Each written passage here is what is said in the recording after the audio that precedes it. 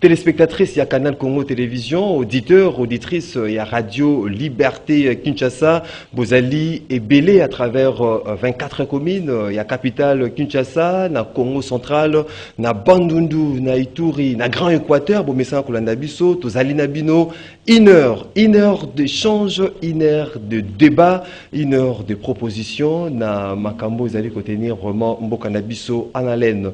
Tokobeta Masolo, fidèles téléspectateurs, Mokolo Alelo, na ces dénonciations problématiques, il y a un prélèvement. Prélèvement, il y a 5000 francs congolais na chaque élève, il y a secondaire pour lancer ces projets, il y a enseignement à distance, il y a partenariat entre les gouvernements, précisément à travers le ministère, il y a EPST dans certains opérateurs économiques, il y a télécommunications.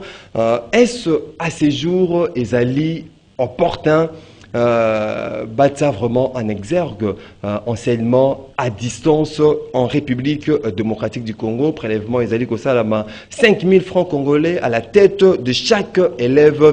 Il y a secondaire. Tokobet Alisu Soumasolo, Nakati émission Nabino, rendez-vous des auditeurs, na Bobsek P enterrement. Il y a victime, il y a marché Matadi Kibala, Tozali Kuna, na commune, il y a Mongafola, Boussile Koye, été une vingtaine de personnes, Basila Koufa par électrocution, na marché Matadi Kibala. Après, Metz, Salamaki, Mokolo, Silikoleka, il y a Cardinal Fridolin Ambon sur le même lieu. Les lots enterrement, il y a Baimboka, Batika Kibiso, na situation moko tragique, Basilaki Kokufa, Bakor, Ezali exposé na terrain, il y a Kitambo, enterrement. Et que ça, la Mamokolo Alelo, na cimetière, il y a Mingadi D en direction, il y a Bakongo. Fidèle téléspectateur Canal Congo Télévision, Mokolo Alelo, Toyambeli Bino, honorable Mike Mukebai, député provincial, il y a Ville Kinshasa, Eli, il y a Lingwala, Neko Mike Mukebai. Mbote na yo. Mbote, ndeko na ngai Maxime. Tokutana sur le lot, to partager na Baimboka. Matondo mingi. Tozali na ndeko Danou Kefula, moko ya analyste politique. Ndeko Danou Kefula, mbote na yo. Mbote ndeko Maxime, mbote na bakongomani banso bisika baza kolanda biso mbote pena honorable Mike Mukebai. 082 33 33 749 082 33 33 749 Wanezali numéro oyo bozali konda biso na Radio Liberté Kinshasa boko benga pona bopesa makanisi na bino bazali konda biso na télévision. Le numéro est affiché au bas de vos écrans oyo boko benga pona bopesa makanisi na bino. Tokota directement na bozindo ndeko Mike Mukebai. Prélèvement, nomoni ba papa, ba maman, ya batinda kabana bona kelasi, bazali ko mata déjà au créneau pour dénoncer le fait que le gouvernement ezali ko prélever 5000 francs na chaque élève pour un projet, il y a lancement, il y a enseignement à distance. Comment vous allez, premièrement, ces projets, est-ce que vous allez pour l'initiative, il y a bien au ministère, il y a EPST à été en place, ou bien les allées initiatives, ça ne vaut plus la peine, et ça la mise en exergue. Sujet particulier. Une minute. Vous avez 30 secondes. Sujet particulier, na makami balakolo. Baliboso so to ene tandweke to lobi babi to amote amabe. To pesa to bi ikambu eza mabe bobongola bosabwe. To baki te botonga baso de mouton te mbongo ekenda pamba. Lelo mbongo ekenda pamba te. To baki te esika ko tonga so de bouton botonga banzela ba route secondaire. Ndakisa. Lelo batongi nzela o eleki na se ya makeleli. Agbagba wana na pont. Et côté Jamaïque, nzela wana ndimi tete et bimisi ata 3 millions de dollars. Et si ici embouteillage, quitte ici embouteillage dans la station ma campagne. So bakolo babo yoka. Et quitte ici embouteillage nzela wana. Te boya côté loka 7 millions de dollars ya pamba. Si j'ai pratiqué à liboso. Si j'ai pratiqué à mi balé, et ali pour ndeko nanga Jean-Jacques Mamba, tozaki lobi painaye. Bako la lopango na moto, lopango wana Jean-Jacques Mamba vandi wana mibu. Tout combine 40 ans. Tata na ye atika yesika wana. moto ya lokuta na kombo kinzonzi akei kofunda na lokuta bako samba te général ayeko kota likambo wana pe mamba komelaka bi lopango oyo toko samba soko kosobe pa moto wana zele sila nde ayeko tinda mampinga toko luka mampinga babunda na beni général akotinda ye moko 14 militaires po bakende na lopango mamba kangami na kati ya motuka banda mokolo ya misato ayeko bimaka mokolo lobi alalaki na enfin na ndako na pesi ye longonya a mobali abundi abi na kobima ate ata kolala motuka na kolala wana kasi esalami wana bakonzi ya mboka basala te ezongela malisu te moto asalela mampinga ekomi lokola mampinga na ye 14 militaires 14 général atindi général babi azali soki secrétaire général comme nani soki Isidore nani Kaum secrétaire général ya ministère de la défense et le quoi ali malamote ça va to continue sikoyo otunga motuna ndeko eloko wana ngai nasalaki tweet moko ya misato nasali tweet epai ya Gramique nalobi mbongo ezokende wapi bakozwa na mwana moko ya kelasi ya likolo secondaire 5000 francs près basi babanda kozwa balobi yali mpo na enseignement à distance bana ya secondaire so osangisi bango banso bali plus de 10 millions d'élèves plus de 10 millions eko bate mbongo wana soko tali 10 millions bato mosusu bana bakokenda ta te 15 millions d'élèves soko ostali mbongo wana 5000 francs na mwana mbongo wana ekosala plus de 10 millions de dollars pour na élèves ya secondaire c'est toute l'étendue de la République enseignement à distance yango pas eyali te tango na sali tweet bango bayanoli na bato ya ministère bakoloba te mbongo wana ndambo ekenda 20% ekendaka na Airtel soko mbongo yali 10 millions de dollars 20% ekendaka na Airtel lingo bate Airtel azwaka 2 millions de dollars babi 2 millions de dollars yali mpona basim na barouteur ouais basim yango telelo non badistribuer bakokabola yango mokolo nini wabi routeur yali biloko bakotia mpona kotia bamachine en réseau wapi bamachine oyo toni mo basombi mpona kotia yango en réseau wapi baleçon numérisé bamatière numérisée oyo bakotangisa nango bana engo bate mbongo wana eokenda mabenga ya bato est-ce que vaut mieux prévenir que guérir le gouvernement en 2020 tout le monde na bandako bakonga lansaki enseignement télévisé est-ce que ça ne vaut pas la peine honorable tokei na yo malembe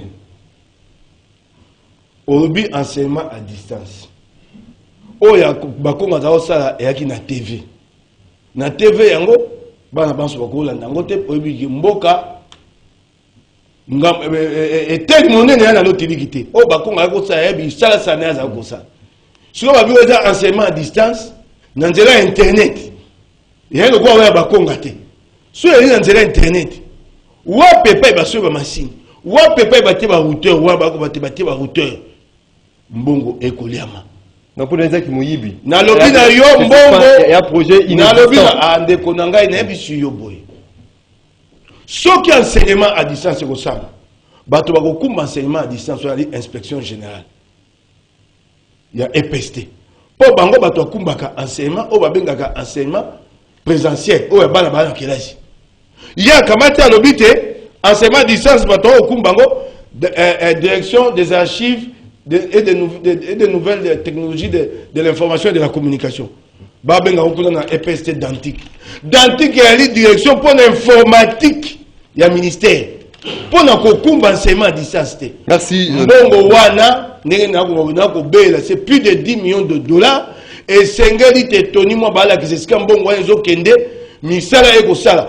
Pena beleli ba comité de parents. Na mo le kwa bango bali na kati ya liko pawana. Boni le comité de parents baboti 5000 francs na moto. Et pour ça, ça va tout le monde a vendu. Tout le monde va télémiper. Neko Danou Kefula. Est-ce que initiative il y a qu'on lancer enseignement à distance parce que il faut imaginer le monde des années de pandémie, il y a Covid-19, confinement et ça la maquille. Gouvernement à travers le ministère, il y a EPST, aucun opérateur économique, il y a la télécommunication pour lancer enseignement à distance avec prélèvement à 5 000 francs à chaque élève. Est-ce que vous avez une initiative? Bon, il y a bien, tous les comme on a un honorable Mike Mukeba, il y a aussi évoqué. Merci ndeko Maxime avana kote na mutuna na ifona loba sujet nanga moko na yinango na tongo alelo ndeko eza inadmissible na makambo to komona na opération balance qui na Kinshasa sur Kinshasa centre je suis 0 trop biso na kitambo tozalaka na nzela mibale pona kobima boulevard obimi nzela ya maternité ya kitambo obimi nzela ya école ya Oro bakangi banzela wana pona kobamba banzela na kitambo pona kobima na boulevard okoye kolongwa ndako na yo 6h okomi boulevard 7h kaka mwana tronçon ya moins de 2 km nami comprendre te bateau projet baye nango soki ya ngobila soki ya gouvernement ya ndeko Tshilombo na yibite mais soki bolingi bokanga banzela comment basalaka bokangi quand même nzela moko esili bofongoli ou bien le cas boko bamba banzela ko bamba to mona kona mikimizo tozu quand même bangolo a ko voyager boko ko bana musala quand même 23h ti ba machine comme nango ebele oyo soki botie makadambo bo sechango moins de détails ka uki batu paleki na tongo et comme inadmissible na kitambo kitambo nzele ezalaka te tozalaka na bourgmestre te nayoki ke bourgmestre kitambo tellement que te okele na lekisi basalite na kitambo akomi koleka na mégaphone bana kitambo boya tokutana na mama tosolola mama solaka bien est-ce que bana besoin kosolola na mama bana besoin que mama asala misala message capté c'est pour te dire que non na habité lelo lokwa ba kokunda bibembe na kitambo lelo na moni place où esalaki mabulu na butu batindi bakayas bami boaki wana po ba yebike mukozamboka ko les 0 soki mukonza mboka linga ya na place bobongisi soki akei esili. Merci ndeko danu ke flato kotia na question na ngai ndeko na ngai par rapport ya sujet oyo lobi ngana ko ibiso na biso kitozalaki na ita tunga tozana 3 ministres où il fallait pas démissionner soki baboy ko démissionner il fallait pas limoger bango na gouvernement de Tshilombo tozana ministre économie tozana ministre président Tony Baba tozana ministre apetentique na ko bate mazali ko sala ba ministre économie déjà ko sangana yombo kamobimba abeto ko lia ba chercher 6 millions yo lia ba chercher 6 millions Tony Baba ko sana mkonza mboka lobi gratuité za toute l'étendue de la République démocratique du Congo na tikapa izana na Congo te izana Gabon kuni zate ministre apetentique ya ibisibiso mbonga ram te bi place kendra te ba député mazalaki nomi lelo ba koma acheter babo babatela skon oyo maramonde ko Mike Mukeba utile ba honorable yebisanga oyo lingelo bananga ni na via bana biso en dépend de konanga Covid-19 ko palier na Covid-19 donc confinement mukolo lelo yo mon est Covid ango zalaka na Congo na Cameroun kutu ba ucho ganje coupe d'Afrique sila kuna Covid ezate oyo kutu na classe kutu bana bafanda kama distance ya demi mètre mais na stade batu bafanda ngandi ezalo puta. Est-ce qu'il faut éclairage par rapport à traçabilité? Il y a 10 millions. Mais dans le but, ce n'est que normal. Ceux qui sont allés à Mboka, elles bandent comme à dénoncer. Et là, qu'elles besoin de justifier ça. Mboka commandé, il va raisonner. Au lieu que Bakonzi va raisonner pour accomplir sa solution. Bakonzi Congo va raisonner. Comment va détourner? Comment qu'on salamant et là comment on a détourné Batibatia et Kate. Ceux qui battent dans le cop n'a pas bien à détourner. À comment nous avons raison? On comment on va koya Robima? Ne pas pécher raison par le but que ceux qui pour ceux qui des milieux qui ne rapportent à été. Est-ce que ceux qui te mettent ça publicité là? Par contre, qui ne peut cogiter pas de raison à la tête. Il y a partenariat ni na bango. Mais pas cogiter. Pour faciliter l'enseignement à distance. C'est ça le grand problème. Pour mbongo na ba coller ba lia yango. Mbongo na ceux qui le lo ba rimba qui na audit mbongo na ezate. Mbongo na kangmo na ba poche ya batu. Merci. C'est pour te dire que na mboka na biso est-ce que peut na mituni question de konangai pour acheter. Na Congo tozali na mesure ya copier batu nyonso ceux qui te montrent que loko moi salimi tant que technologie pas na biso eza non avancé té to ko copier to sala ne batu nyonso basala est-ce que na mboko kuwe sala tu connais mon téléphone na mboko batu nyonso bana téléphone na mboko batu nyonso bana téléphone Merci beaucoup. C'est pour dire que le projet à Congo, ils ont limité. Pour le à Congo, le développement peuple, comment pour Nambuka. Merci beaucoup. Ndeko Claude Ngouma, tu rappelles l'un des communicateurs, il y a Nouvel Élan, Adolphe Mozito. Vous allez apprécier ces projets ou bien vous allez canaliser réflexion dans le sens où on a bandeko. Très bien, Maxime. En tout cas, on a d'abord appelé ça Mbote Mingi na co-débatteur dans un plateau. Et nous avons un droit à un sujet particulier, comme d'habitude. 30 secondes. Très bien. Alors, nous avons un dernier projet qui ne s'entroue dans le comité. Et donc, nous avons évité de ville à Kinshasa. Voilà quand je vous dis qu'il y a l'absence totale. L'absence totale. Il y a autorité de l'État. Et ça t'est. Comment on dit que bakei jour en moi bakangi nzela mbouteillage te mokola lelo eloko moko te kosalema ki senso nzele réalité morga ki senso hôpital d'état et comme menacé na érosion nga moko na kitaki na confrère na bino moko Israël ya bosolo to kena ba caméra to filmer mais jusqu'au jour d'aujourd'hui rien n'est encore fait. Est-ce que vous comprenez que bateau bako kamba biso na ville à Kinshasa bali dépassé? Non, avec le Premier ministre Oyazali, pratiquement figurant. Nzele yalité ndekonangai.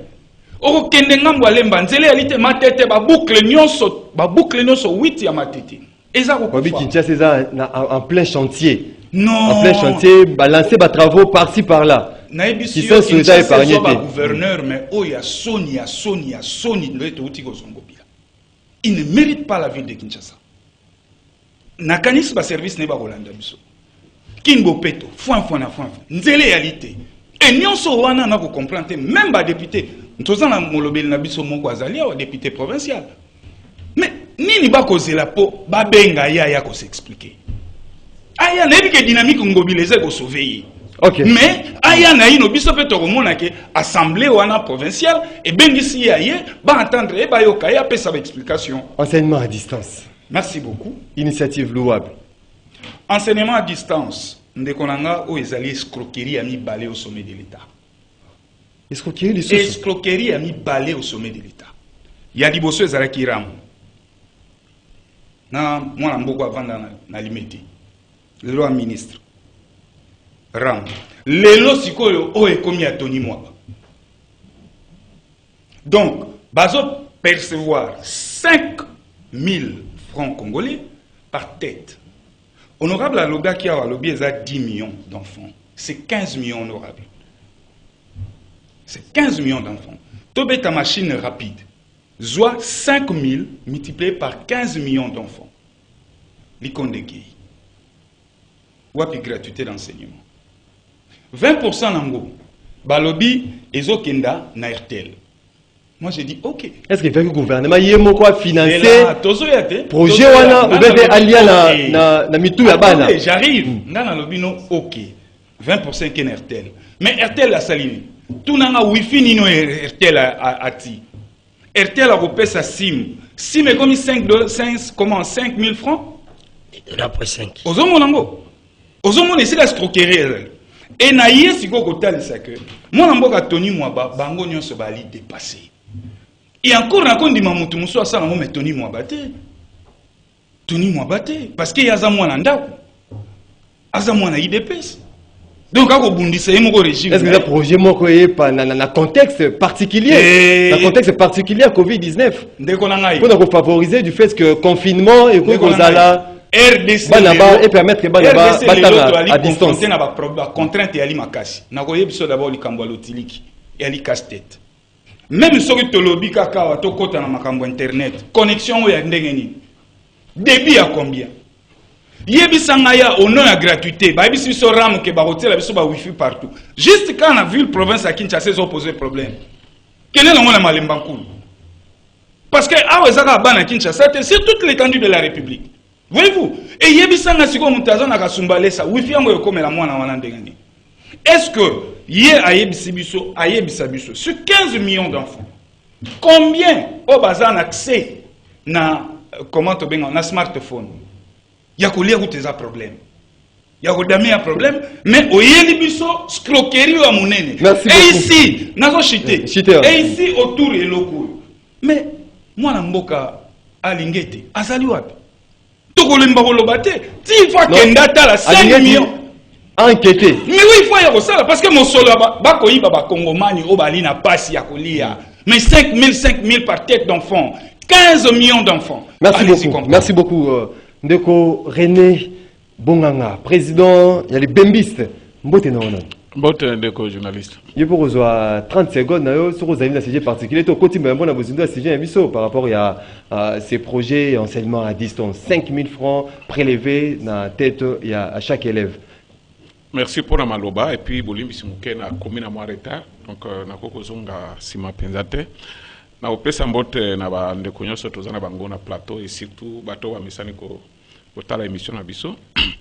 Bon, pour na likambo na kuti ba ndeko bazoloba, je pense que tozali biso nyonso ba parents il faut toloba ngo sa complaisance parce que oui ezali mabe faut toloba eza mabe, oui ezali malamu faut toloba eza malamu.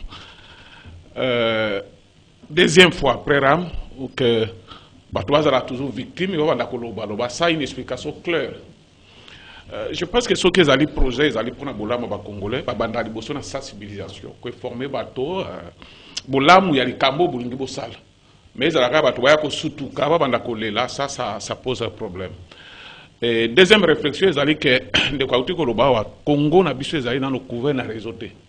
Mais bazozo mbongo ya bana nyonso na étendue à République. C'est moi là-bas au fait fond à l'Équateur. Réseau ça pose un problème très sérieux. Je pense que tango bato bakende na ba élection bayaka na pouvoir loko liboso bakanisaka nini na koko sala pona Congo pe pona ba congolais. Mais ce que zali que tozo ya na pouvoir pona kotala comment na zwa mbongo comment na misa enrichir ça pose un problème sérieux et ba congolais ba ko pardonner bisoté. Donc Makambwana, je pense que bande lobby n'a pas kende nzela mosusute. Est-ce que c'était pour prévenir peut-être confinement à la longue? Non, c'est pas parce vrai. Parce que toi quelqu'un va variante. Non. Tu na 4e vague il y a Covid-19. Ata ba variante Covid ya ka. Tout le monde a une campagne de sensibilisation. Après bato on a besoin vaccin, ba campagne ya ka ezali boye. Mais on va toujours subir kaka. Tant que bato komi ko lela, ba explication moko komi ko ya pe ezali convaincante que ça pose un problème. Je pense que bayoki la ba congolais. Il fallait que le gouvernement y ait quoi financer na yango que non ko prélever na chaque élève. On est aux la initiative moi Malonga. Non, c'est initiative Malonga wa pe. Na émission d'abord et donc aliboso que Congo est couvert na réseau T. Vous comprenez? Assaillement ngone aux salima ndenge nini. Ba expliquer bisoté. Et là, les bourgeois ont mbongo. Ce qui est priorité dans le régime, na biso yo, quand on a mbongo. Mais moi, on déjà d'après les faits. Hein? Mais ils allaient bakosala nango nini? Ba machine on a bakosomba ngowapi? Réseau na ba réseau tozana ngwa soki combien na fait fonte.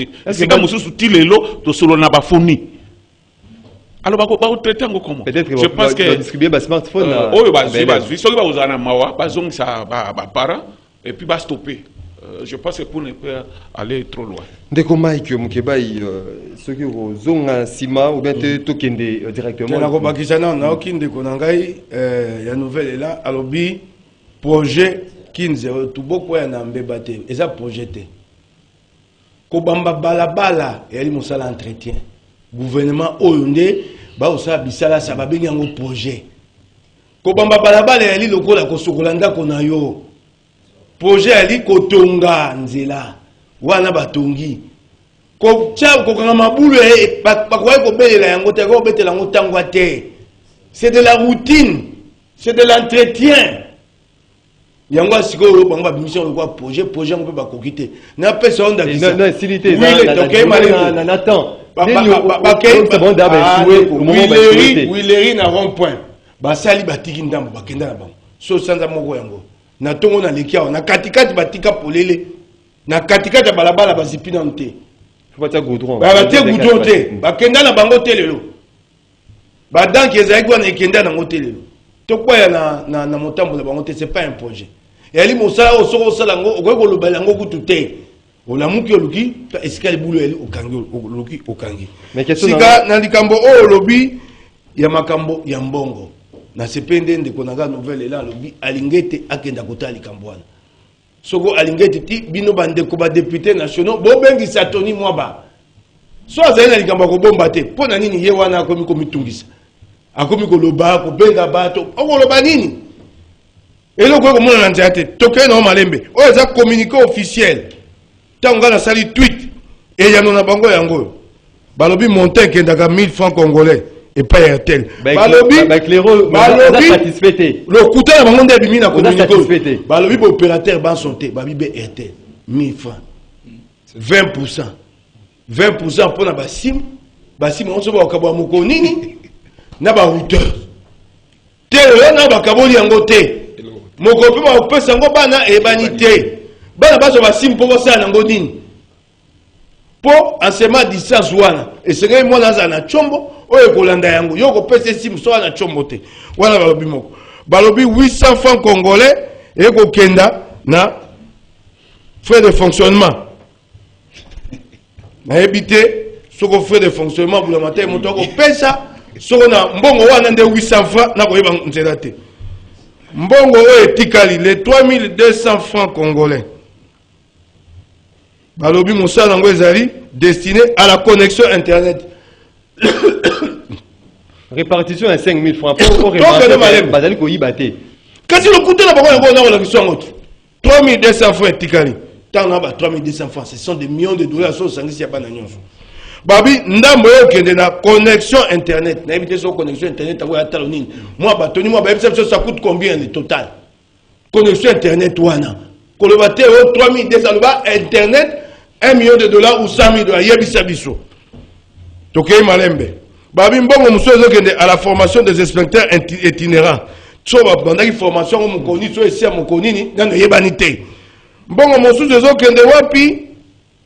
Na 3200 wana ezo kende et pas ya formation d'inspecteur itinérant ba enseignant na inspection générale.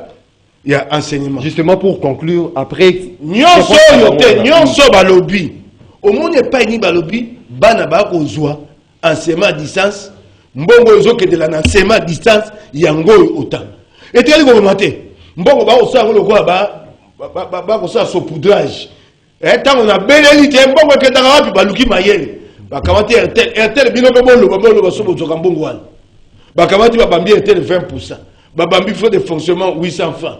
Babi, la connexion. Dites-nous la connexion coûte combien? Et là, comme Tony Mwaba et Sengeli Oya Akata ni projet. Azon Sambongo. Toke malembe. Oshite wana. Moyibo mutindo buiza pasi na motema. Maxime toke na malembe.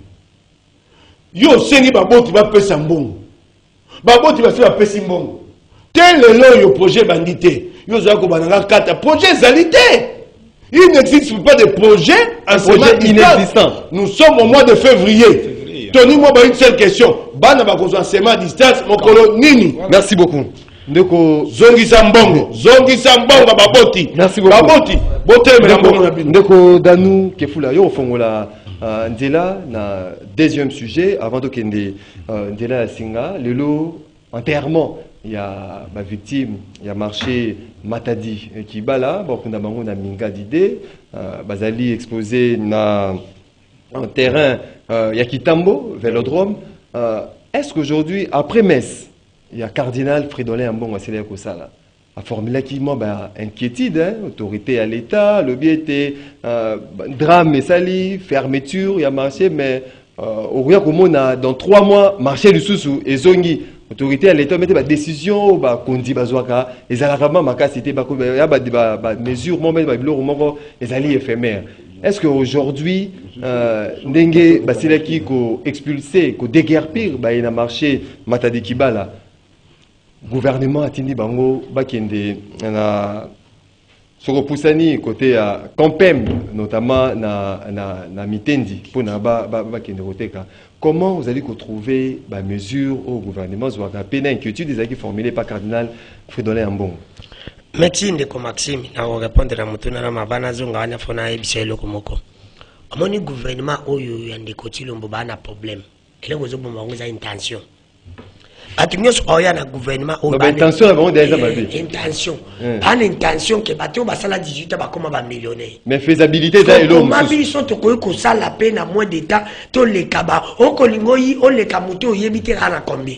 So bango ba yebike ba ko sala 18 ans. Ba ko ça la 5 ans. Mais comment ba ko somba banda ko neti bateau ba sala 18 ans. Comment ba ko za ba million ba continuer bateau ba sala 18 ans. So bango ne ba ya na ba projet. Ba ya na projet mais il faut pas détourner pour ba ko mana bon. Intention na bango ndi. Est-ce que bakangila mtu poni intention tena lobika intention na bango eza bien te. Bani ngabali kabaningo basala 18 ans na intention ya kuiba. Ngabe ya gouvernement. Mais intention eza faisabilité. Parce que oyo nde ezamde konanga oyo nde ezabo yebisanga. Okoza intention mabe mais osala eloko malamu. Ngo bazo sala ndebe ya intention mabe ba osala mabe. Oyo nde yesi silati. Mbongo na classe ngo kena classe comme keneti. Projet ngo yaka. Pour Covid comme kita. C'est Covid comme sila. Yebisanga bato sala ngo ka wana em. Ndeko nanga lobi babenga alingeti baya akendo bilo beza ko kamsanga ye depuis alingeti ya wana musani ya salaka pona pepe yebisanga alingeti ya sauditani mbongo zonga makamni to le monde est-ce que ye musana eze pas comme sambongo soki audité batabisi batem justice audité abimisi mu justice c'est na dossier yo ndo bani justice tamsi na bien te baba beta de yeti yo go funda sko justice po ba mo balo bagani d'état de ya tozonga na non de konanga o pesa sujet ça important pour na eza biloko to bagana na réponse au tir en 30 secondes on répondre na eza biloko la question na poser eza ngai na ngala za jeune na linga banti valete eza mbongo na biso ngala mwana nyoki na souffrance na mboka na biso emsu connecter za raté ma pona uza 5000 fois para biso za mbongo mtakula mpanda insime osombi bilombi sa 500 fois yo mzo za kinoa faut pas blaguer Congo za Kinshasa te Congo za Kinshasa te eza mbongo il faut ba yebisa biso nani ayibi yo ya bana eza mbongo na biso yo de 5000 fois mais oui on est connaît merci beaucoup alors j'ai pour dire que alingeti akoyi ko kende te parce que bakoya benga ba ba fanti bona kiti nde ba fanti ba ko mosono nje makaba mboka ba solo nje makaba ndako na ba Congo za ndile pa bato non, toi tu as bien quoi, toi tu as banti valé. Bisous toi bagène photo yana. Dans le 30 secondes. Est-ce que et le projet ngo élection on de ko Mike Mkewa beza projet oui nous acceptons. Et le cas la conseil des ministres et le cas la conseil le cas la conseil des ministres ne continue mo ga mona kanga boya kanga te point. Ce que le cas il faut pas kanga to nimo. C'est mboko école le conseil des ministres aussi oza ko dije mboka bobima. Sur les cas, le conseil des ministres ne continue pas à la carte. Merci beaucoup. Et puis, il faut aller pourquoi les qui s'acquièrent. Merci beaucoup. Alors, ce qui est auquel Mme Boitali, oui. Badako, na bandeko, le long, on a mis une question à l'État. L'État. Bato, nous sommes à Kofakiwana. Bilo Bokanisa qui est la famille na bango, bazanga qui mbonga kokunda bango. Pour bilo bozaka bokunda bango. Ils ont question de kokunda kate. Bo dédommager ma famille. Bozo paye charge ya babayi, oyo batiki bana. L'État n'a besoin d'un bon belé. On dit qu'il y a un bandit au Kaka, mais il faut comprendre que le régime au Congo est un bon belé. Parce que le régime, Basali 3 ans. Mais le régime a passé 18 ans, mais mon temps bon à mon nom à Yiba, régime on est Yiba, ils ont 32 millions. Merci beaucoup. Mais le régime merci beaucoup. 3 ans. C'est pour ça que le régime bon ils allaient. Merci beaucoup. Merci beaucoup de Claude Ngoma. Makanisi na yo na enterrement ya baindeko ba conséquences comment prévenir le sous ba cas ya drame où ils se produisent qui na marché Matadi Kibala. Bien, merci beaucoup, mon frère. D'abord, à rejoindre Cœur Nangaï, Compassion Nanga, à seules de familles qui ont perdu le leur. Mais awa, autour de la question de drame ya Matadi Kibala, il y a un sérieux problème. Responsabilité za nani. Tilelo, responsabilité za mototé. Et comme responsabilité partagée. Snell ou ta sali communiquer mo ya lolendo na bandela mo lisusta parce que za kozanga botosi na ngambo ba famille ba bungisi bandeko. Responsabilité za nana. Gouvernement lobby. Les lois kokunda bango na ba famille ba bungisi moko ya bango a coupé cette enveloppe il y a $5,000 na ba famille. Mais 5,000 euros ezali insulte. Ezali un montant forfaitaire. Moto wana kei azo valoir na $5,000 te. awa responsabilité ta bango bakoboya yango responsabilité primo symbolique. J'arrive. Responsabilité primo ezali SNEL. SNEL azali civilement responsable et pénalement responsable. Ceux qui singana e katana kite bato balinga bakufa te. Ceux qui entretiennent ezaki malamu na baligne à haute tension bato balinga bakufa te. Mais pendant nini tozo boya koti ya bango toto indexé bango. Toko dédouanier SNEL te. Moi je voudrais à ce que nakati ya drame oya Martha Dikibala, je vois ma famille ya ba oya babungisi bandeko na bango ba se constituer en collectif. Comment donc SNEL na justice. Comme ça, les responsabilités doivent être réparties. Pourquoi je l'ai dit? SNEL lelo ata lobby ata salinini yem taza na responsabilité à bakufi onyo subaza. Moi Claude Ngoma je l'ai dit et je m'assume. Naza na écran na bino. Pamba te ba oh soki singo wana entretien ala bien. Et puis DG à SNEL. Kaki yango ya lotaki on kaka yebiso to kaki yango te. Na ligne à haute tension basanga na dispositif mo ba tchaka na ba benga yango anti-paratonnerre. Bah, mon affaire va être kakiwana. Mon dispositif wana. Ne basara même banda kwa milai. Na suka nango ba tchaka ba paratonnerre. Kake ko bete andenge ni dispositif wana goyamba. Nani wana énergie wana nyosa kitisi yango. Boko sabisote. Ba kake boni ya minene beta na mboko singo wana katana te. Donc responsabilité awa primo ezali SNEL. Merci beaucoup. Nashite. Yasuka yami balé. Responsabilité nango ezali ville province ya Kinshasa ngobila ye pas na part responsabilité na. Pourquoi na 2020 akene ko sala pose à Pierre abaela na ekopango aye ko zonga ka l'air batu badai il y a espace ya mutu. Non, mon cher ami, lelo balobi bakangi marché. Yeb sans solution palliative nini bati. Merci. L'état mabele za l'état mabele teza ya mutu soki urgence yali mabele ya l'état goya kozwa borobongisa sima. Ndeko René Bonganga, un mot à placer dans la situation. Merci Ndeko journaliste. Je pense que Zali m'a passé dans mon thème comme on a que ba parents babimaki ba maman babimaki bakendeki ko teka po ba ye là-bas na bango solution tant mususu mbongo ngo ngai ko luka ezali ba 5000 autres zolo bawa mais ba kei bazongi susute donc tozali ko kopati na famille nyonso wana mais problème ezali que nini to ko pesa conseil pour que makambwana ezongi la susute c'est ce qui est plus important nature aliwa ezali d'abord accident pour mutu moko ya kanaki ko sale mabongo azala kité. Mais oui, responsabilité quelque part est allée partager parce que il fallait l'État a imposé l'autorité. Est-ce que si quand on est à la Kawenz, ce qui est à la Kiwenz, mon avis, il dispositif, bon, tu as vu que nous sommes à la Kabongo. Bon, oui, salé, autoco pesa conseil dans l'État est allé que Ayeba, Kabola, Bisika. Ce qui a bengani bato bateka wate mais lukila bango sika mususu ezaka ba conditions nyonso ezala réuni pour que Ndeko Cardinal déjà a formulé inquiétude bien sûr au dans 3 mois mais après 3 mois au moni wendane zongi lisusu et puis l'état occupé à percevoir une taxe comme d'habitude bakangi wenze wana mais ba yebi ki ba wanda ko zo ba taxe à l'état hein bato à l'état wanda ko le kawana ko zo taxe tout taxe pardon ce dû que ezala ki reconnu dans l'état. Mais tango, bato bakufi, ko sala neti ko wangana et tout ça, non. Il faut l'État doit avoir responsabilité na. Et quelque part aussi, ils ont conscience ya biso bato. Moni ndenge toza soki ba miduke bandiko beta wa porte otokowela. Il faut biso bato te ba pe ko kimaliwa. Ozomona, ozoteka webi ke singao ezolekawa à tout moment eko kata na eko kwela ngai. On va vivre responsabilité à partager dans la population, l'État. Je suis d'accord de ça, je suis d'accord de ça. Il faut biso moko conscience na biso ça.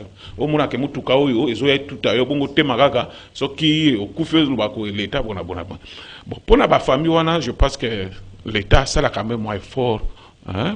Après ça, bon, na ebike misolo de kazolo ba est-ce que ezali ke ba futi bango ou bien ezali pour ba préparer na matanga hein ba lela muwei ndenge sengisa me tout ça na banga est-ce que ebima ipeka ka bongo po ezala ka o ebimi boye e koma muke po to histoire ya musique ya des fois mbongo na ba zolela ngo ti lelo famille na no bazwite est-ce que oyo ekozala ndengwana komo donc bref tout bien dans l'état matori. Et si quand est-ce que ça met à la wenze, et t'es qu'à la wenze. Est-ce que ça met à la wenze, à imposer autorité n'est pas tout bas à la wanate. Et ça peut être l'état linga ba toi kufa po mon que mana kesi apesi muske atika na mususu wana ezali malamu te. Ndeko Mike Mukeba yoza molobeli ya Kinshasa makanisi na yo na sijo avant de kenjela singa. Bolobi otuni motuna likama o esalami ngambo mokumba ezana motwana. Boko batu bako ba marché wana balingaka bapekisaka yango bato. Marché pirate ya likana mataliki balate. Kisasa mobimba ile ba marché pirate. Ngana vai na lingwala babala bale pa tokola lelo mama bakoma koteka wana bula matériel sanité. Oya koka kolobela wa mama ka bataliki balate o bapekisa bango te ya liboso yango. Ya mibale. Tango bapekisa bango bateka wana. Kaka bongo bapekisa bango boyaka kozwaka mbongo. Ah, na ticket. Na pokwa nyonso boye kozwa mbongo. Ya ticket, ya bino bato abula matani. Na sando awawa, ba ozwa mbongo. Ekenda ngana député provincial et mona na raté. Ticket ya liwana. Écoute, na trésor public. Na lobi na mona na raté, ngana biso. Otuni ngambo ya nani? Biso na no assemblée provinciale. To saki mosana na biso te. Po esengelaki banda kala to benga ngobila aloba likambo ya mataliki bala eza lolenge nini lokwa lelo oya zando te lelo to ko benga ngobila te to vanda nye mobu moleki ndeko nanga jeidi kala motinda mi ya kalamu ya IDPS asengaki bayela biso contrat oya zaka na zando te lelo to mona yango te pe to vandi nye otundi ngambo mosu ya nani ya ye moko gouverneur akei alakita kotonga wenzi avandi na te likama ekokwela otuni ngambo mosu eza ya nani ya gouvernement central koyeba kozanga koyeba mosala gouvernement central asali conseil de ministre abi tokota nde tolongola wenza mataliki bala esika wana tokotyango esika mosusu eyali makoki mosala ya gouvernement central te yali musala ngobila boye bisa ngobila sa musala na yo les marchés central eko aider non ko aider te il y a des compétences pour le gouvernement central dans la province marché kamata dibala yali ata marché imbente et le quoi zando monene te le quoi gambela te yali marché municipal ya commune siko yo gouvernement central soko mokonda misala ya ba central na tonga elo mususu te ba lobina yo e ya musala ete esenga basika ngobila asa musala po tokenda liboso po eloko tango ngobila bya sala asalite bino boye toko sala bino boye osalite sika oya zozela oya sala musala salamite snel wana na zanza ya mukonda ndeko nanga Claude Ngomba te snel azana babe na moni snel e ali ndimbola na ye ne alobite take moto ebetaki wana snel atika ko matsa moto kolokuna te botala bakomika bote kake katani ngala la kesika na kake ebetaki wana te lokuta kasi responsabilité c'est réalité embula no beta yozalaki ngana yaki kake sio beto mona tika muindu te etika sika ne tikiti etika ne kosike ko koma muindu snel apse akomaki abete balongola bato 25 mètres mabe yali wana ali bokonja Félix te kasi ye singela si yango banda kala bato batongi banda kona se ya penza na se ya singa ba pilon mosusu makonzi mosusu ya haute tension eza na kati ya lopango ya moto na kati pena lopango boye pilon vandi sine ya sa baki balongola bato ngambo na ngambo lokola likama ye eloko na kosenga na bokonzi ya Félix babosana yango te po ya biso ezaka boloko ya bato basi bakundami baokende okunda bango lelo tokobosana yango soko otuni bango babi mbongo ezali te kasi o 25 millions de dollars ya kobwaka pona kopesa ba député ba palissade nde yali. Merci beaucoup ndeko Mike Mukeba itoke nzela singa to partager masolo na bayimbo nyonso bazali kolanda biso 082 33 33 749. Allô, bonjour. Allô. Oui, bien biso api comme un peu ma canson de quoi. Allô, bonjour. Bonjour. C'est M. Mike, depuis la commune de Matete. Oui.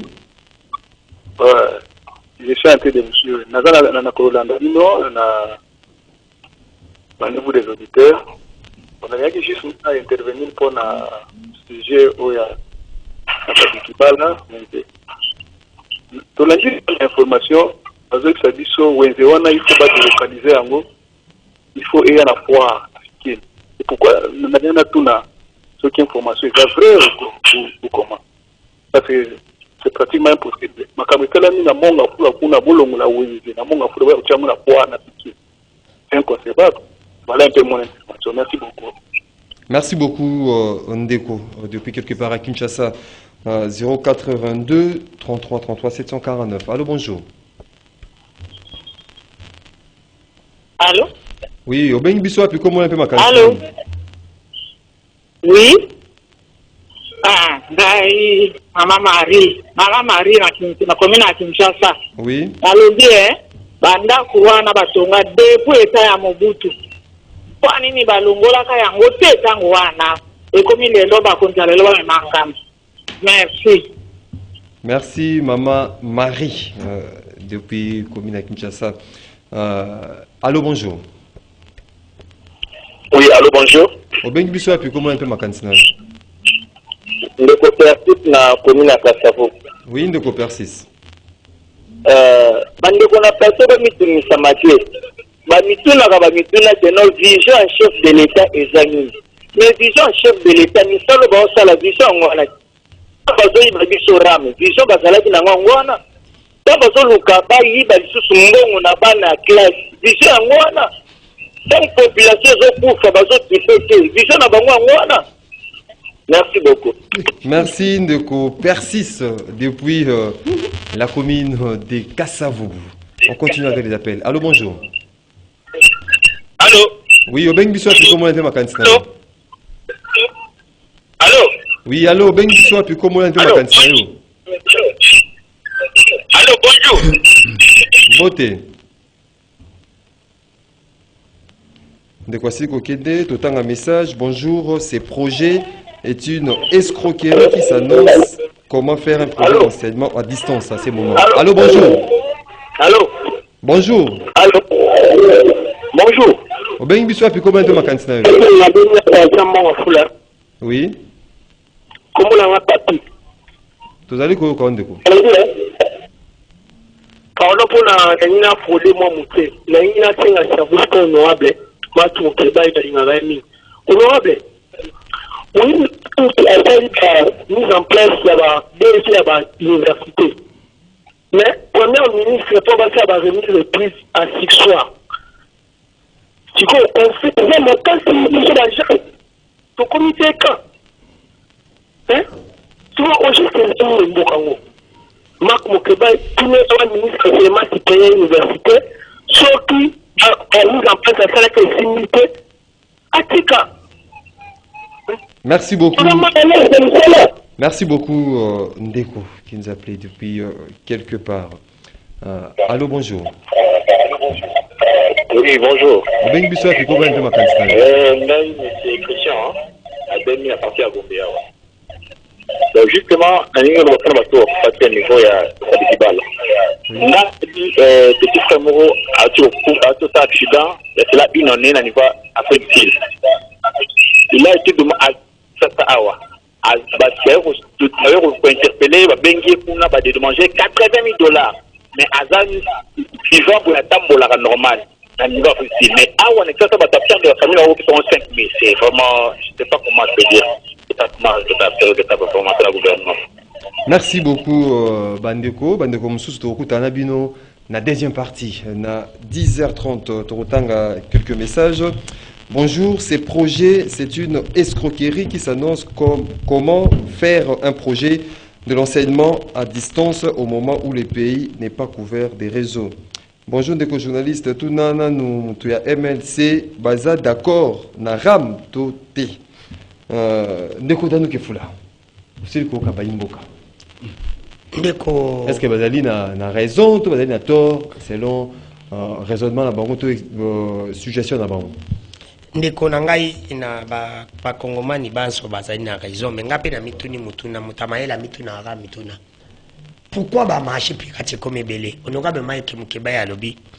Awa ba marché pirate zaka na matadi kibala te oui. Naza d'accord na yi. Mais to mituna pe pourquoi comme belé? Et ça parce que mon cannabis tout ça na passe.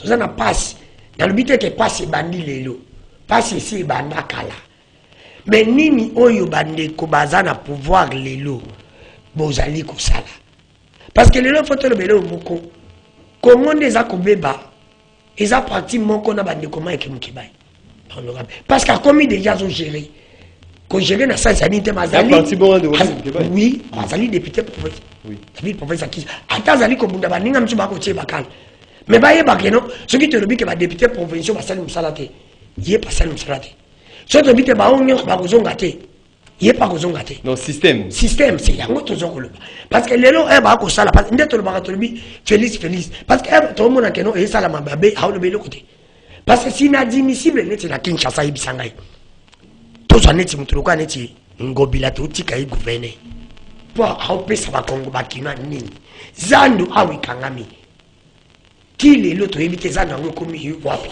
na sikoso na tite msona okitana zandu parce que c'est comme ero kitonga kaka des ordres babo inakota parce que bango balingaka nde na boki tobengi bango oye babongisi neti zakava mukonza bonga babongisi baji batu na bango baye mais soko kitisa kobenga ndeko eloko nga na kotema na nini pona chiti nako ebisa peuple congolais bakolanda biso eloko bomi mboko eza kombo on de condamner les Canadiens va le bagabi va voter parce que si le lombo ko yeko bema makazi na deux régime ya Kabila parce que papa na ya bundaki yango comme ça que président régime ya ndeko Tilombo parce que papa na bundaki yango comme président parce que ça va papa ya batona mibale ba mibale Kabila na Félix Bango comme président. Merci beaucoup. C'est pour te dire que ba la té na 2023 on dans les Canadiens TV ba le babe au voter té botala pa moto bokotia pe programme bola na binoté parce que yebisa makambo ndeko Tilombo ba merci beaucoup ndeko Claude Ngoma. Très bien, ngai na ko dénoncer toujours mes gestions ya ville province ya Kinshasa. Les lots robeta lisolo matadi kibala. Mais li mettait au ba délivrer ba permis d'occupation. Bendo pakistanais ba ko tonga ceux qui foire, ceux qui nini. Moto ko betelango cette réalité. Mais l'air d'essentiel ko tomboka. Moto ka ba chinois o ya mabanga e ko koto wana ko ka subaye ba bandi. Avec une modernisation ya ville. Mais ya wapi? Tala ndenge komisi balabala monene boye salité. Tovana na mboko utakala. Bespaso wana batika ngo pona ko aéré biso mo pepe.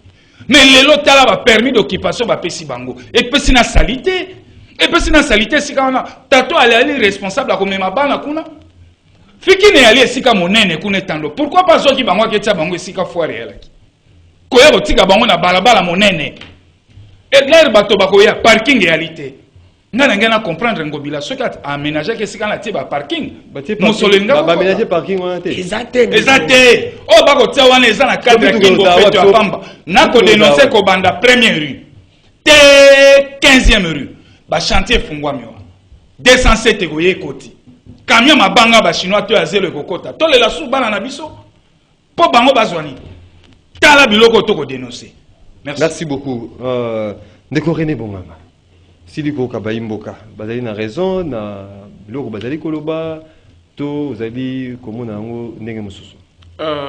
Na ko répondre. Na question moko na question moko. Na bien militaire SID wana Oui bien. Oui, na bien très bien. Na c'est boye likambwara melobami partout na ba institution nyonso. Eza na Sénat, baza contre yango, ba sénateur MLC baza na kati. Eza na parlement, baza pe contre yango. Ba député MLC bazana kati ngape na plateau na lobaka nazali contre yango et ayebi quand et comment et si ka dossier zali bloqué donc soka luka MLC na makamusu sa luka makamusu c'est na makambo na te bref mboka et surtout na Kinshasa je suis en Ngobila ezali mabe vous comprenez toujours tonda ka ba promesse mais ba réalisation toujours monate. Tout le monde a kaka ba lancement ba travaux mais ba inauguration tout le monde a gâté donc ce qui tolingi Congo pe capitale na biso faut continuer ko dénoncer bayo kabiso bayo ka ba congolais mawa et surtout ba kinois so tali na zandwa que ozonga bo c'est tout est bon le roi l'état ko moyini ya population c'est ça comment l'état bato alzole la butu moyi eza pe ba agenda politique te po makambo bato azolo bana plateau ezali o ezomona na clairement sur le terrain alors to ko sala nini à part ko bongisa est-ce qu'il faut totinda bato ba répondre ba loba bona bo ou bien vraie façon à ko répondre ezali nde ko exécuter misala wana nzela azandwa kozonga boekanga mabanda kala tile le salama alors toko babongisa yango ya mokonza babongisa ite basopaki mabele mbule ye après quelques mois et baby lisusu je pense que il faut couler tout ya tout au béton yango bila banda kala bato bazo décrier yango bon il est toujours là et on le voit et bon, ça complique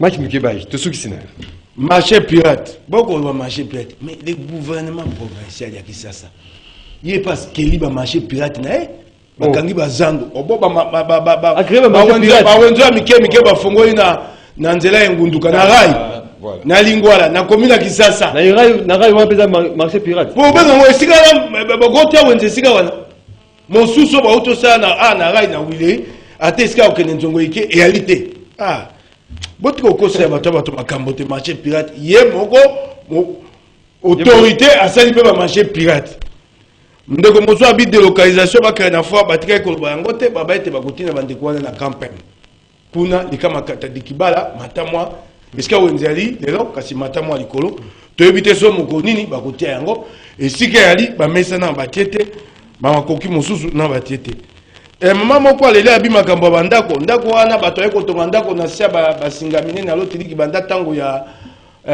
Mobutu poani ba yeko mamisa Félix Ngambolelo balobi tete ngambo yali yaye lokola yako kuta yango bongo esengela bongisa yango po mbongo ya kopesa ba député 25 millions de dollars et monanaki po basomba mituka ofele azape ya volonté siko ya kolongola singa wana banda kolongande e monana te lolenge nini likambo ya enseignement supérieur ndeko na ebinga eloko na osate elinge koluka te soko sama lukonde alaki premier ministre so akati kaka bato wana batie bango to batie bango te oyo lobi o surseillance elingo loba nini siko bawana bavandi bakozala te baba DG bakoya moko mosusu naoki na kaboli likambo ndeko Claude Ngoma lobi ndeko nanga nouvelle là pona likambo bisika batongi bisika babenga yango ba espace non édificante okoyi kotia eloko wana te modernisation ezate kokonozwa biloko bamwambe oyo lokola ezalaka na fikini ya mike moyezo ekotonga mboka banzela